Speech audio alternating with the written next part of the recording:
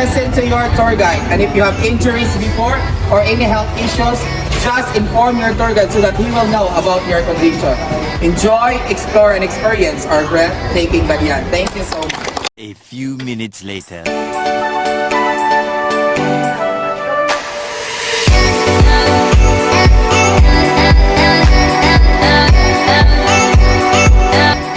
Hi guys! Ayan, so papunta na kami ngayon. Ay, canyoneering ba?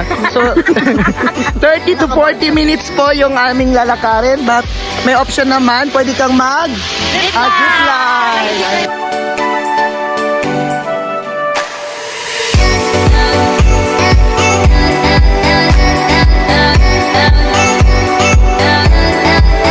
Oh, how's your experience? Okay naman, sobrang... So, kung maglalakad ka ngayon, Bakit di pa bukas? Bakit di pa bukas?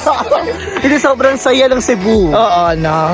Nakakapagod nga lang. Tsaka, syempre, yung walk mo dito 40 minutes. Yes, So, wala tayo namang dito travel na sanay. hindi nakakapagod pag gusto mo Oo. mag-adventure talaga. So guys, dun kami galing kanina, yun, yung building na yun. Tapos ang layo na nang narating namin agad. So nandito na kami sa pinakataas. Ayan So meron pa kaming 30 minutes. Diyos ko. So sa 10 minutes pa lang pagod na kami. Ayan, actually ayan yung zipline. Yun yung end ng zipline doon banda. Ayan. So sobrang taas. And then from zipline, 10 minutes trek na lang. Yeah, so kung gusto mo mag-zipline, 10 minutes trek na lang papunta ng Kawasan Falls. Ayan.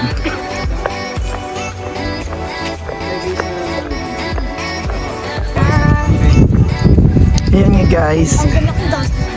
Ang layo pa namin from sobrang layo pa namin sa Kawasan Falls. So meron pa kaming 30 minutes maglakad pakarating man lang doon. And of course, 10 minutes pa kami galing kami doon. Galing kami doon. And look at mga kasama ko. Ayan. So talagang yan sobra.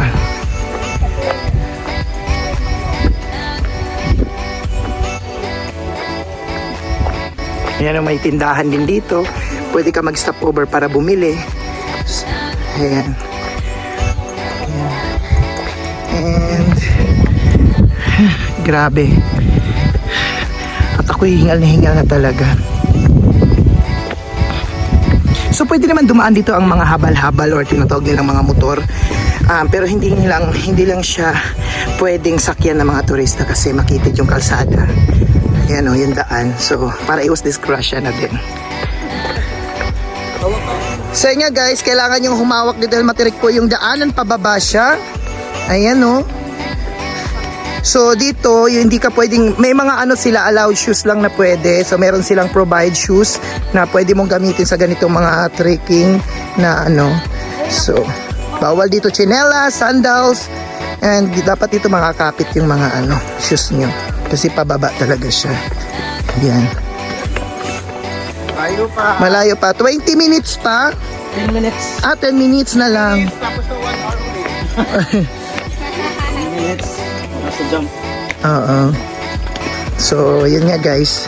Sobrang napakatirik, napakababa talaga. And wala kang maano dito, puro puno.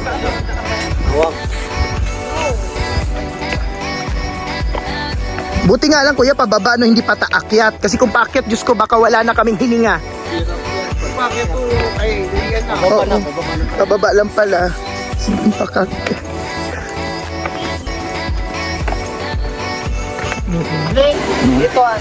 So ayun nga guys, malapit na kami sa waterfalls.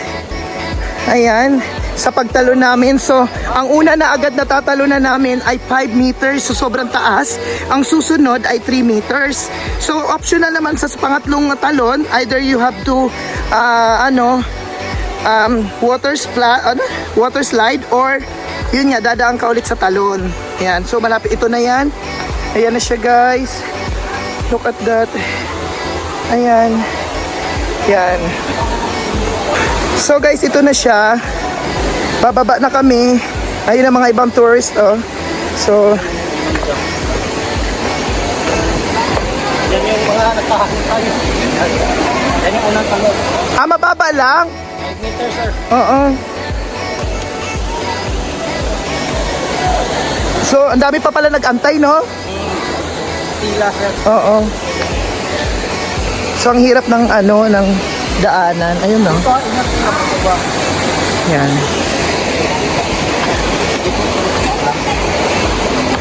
Hala, kuya, paanong assist?